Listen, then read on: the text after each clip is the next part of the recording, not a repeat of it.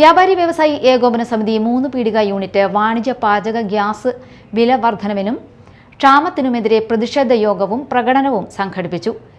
KVVS Thrissur ജില്ലാ youth വിംഗിന്റെ നേതൃത്വത്തിൽ ഇന്ന് തൃശൂർ ശക്തം നഗർ ഹെഡ് പോസ്റ്റ് ഓഫീസിന് മുൻപിൽ നടത്തുന്ന അടുപ്പുകൂട്ടി സമരത്തിന് ഐക്യദാർഢ്യം പ്രകടിപ്പിച്ചുകൊണ്ടാണ് 3 പീടിക യൂണിറ്റിൽ പ്രകടനം നടത്തിയത്.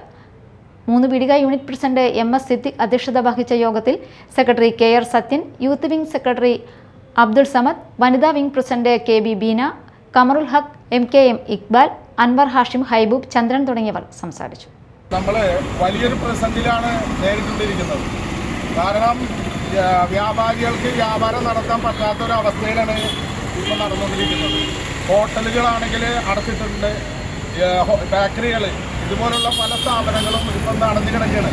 സത്യത്തിൽ ചെറുപ്പക്കാരായാലും പ്രായമുള്ളവരായാലും ഒരു ചായ കുടിക്കണമെന്ന് തോന്നിക്കഴിഞ്ഞാൽ ഇന്നൊരു ഹോട്ടൽ തുറന്നിട്ടില്ല. ആ ഒരു അവസ്ഥയിലാണ് പോയിക്കൊണ്ടിരിക്കുന്നത്.